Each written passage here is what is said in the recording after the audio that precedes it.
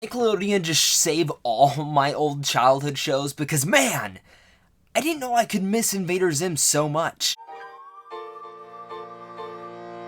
What's going on, everyone? Welcome to a brand new movie review. Today I'm going to be discussing Invader Zim Enter the Florpus. This is the return to Invader Zim himself, a show that I have been greatly missing from the last couple of years. As a kid, this was one of the shows that I kind of felt weirdly watching. Like, it was kind of crazy and disgusting at times and quite disturbing with the sci-fi and horror tones that they kind of mixed into the show, but the humor itself was always so clever and nice that it always made to be one of my favorite shows as a kid, and especially even growing up. It's a show that's really gratified and kind of greatly appreciatedly grabbed me to a lot of my friends. Like, a lot of my friends and me kind of bonded over this show, and as the second this movie started, I found myself just sitting there going, man, I love this show as a kid.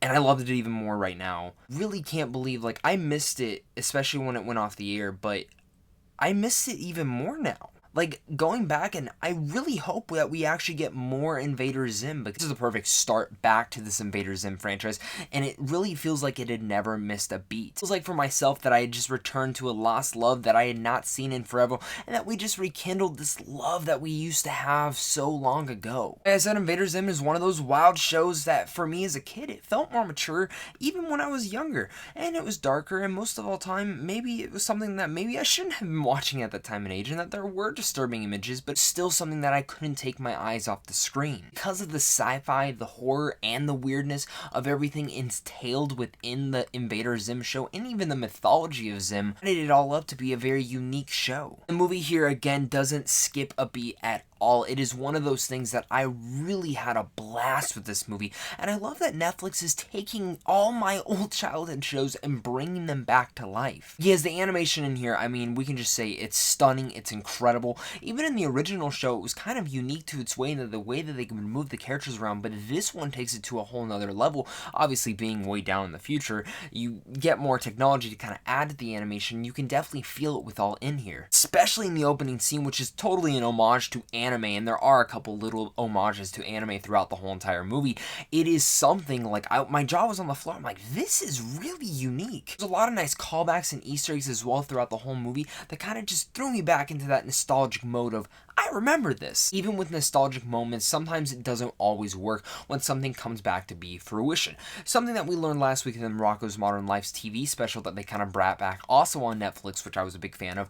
Maybe not all of you guys were, but the thing that I really liked about that is how Rocko really talked about by the end, he was kind of talking about it, saying they're like, well, this isn't my thing, this isn't my show. And that's how we are in our society. When something comes back that we are such big fans of, whether it's maybe Star Wars or maybe some of even the Marvel characters and DC characters going about nowadays, some people don't love what they're doing with them and even the franchises, and Rocko kind of spoke to that. But also Zim, sometimes when you go back to these, they're not always the best, but that's the special thing about Zim, is it feels like it's still Zim. There's a lot of that, especially because of the humor. I mean, can we just talk about the little bits of dialogue, those small subtle moments that I found myself personally laughing so much throughout this, and maybe a lot of that is because of Gur, because Gur has always been one of my favorite characters, one of my favorite cartoon characters of all time. But it's not just Gur, it's Moose, it's the tallest, it's Dib, it's especially Gaz. I love what they do with Gaz in here, and of course it's Zim himself. All of them having subtle humor to them, all of them adding to the mix of this cartoon and really bringing back that aspect of what made Invader Zim so special. So within Invader Zim Enter the Florpus, Zim discovers his almighty leaders never had an intention of coming to Earth, and he loses his confidence in himself for the first time in his life. It's his big break for his human nemesis Dib has been waiting for. Just from that synopsis alone, it kind of hooks you in. Also, the thing about the story is that it actually represents what's so good about this protagonist and antagonist that we've been following for so many years. It's points that I've never truly realized before, and it actually puts a different whole perspective while having the twists and turns and the insanity that is inside this world. Plus, can we just talk about the action sequences? Adding into the animation, the action sequences in the original were always, again, unique. But in this one, again, having that new same feel of the animation, and of course bringing in that new car smell for that old kind of car that you've been kind of towing around and been in love with since you were a kid, it kind of just feels for it as well. And again, the action is just so gratifying. Before I get to my final thoughts, guys, on Invader Zim Enter the Florpus, make sure to hit that like and subscribe subscribing if you guys are new here, because I do tons of early movie reviews, geeky content, entertainment stuff, all on a daily basis. And of course, I want to hear from you guys. What is the Nickelodeon show that you guys definitely want to see coming back on the screen? I asked this last week, and a lot of you guys gave a lot of good perspectives. Personally, for me, I want Angry Beavers or Cat Dog, because I think they could do some special things there. So if you guys want to check out films early, make sure to go check out Sandwich on Films down below, and a big round of applause for all my Patreon supporters, because without them, I wouldn't be here. This is show more than I knew, and this short little film that they hit the nail on the head so well with.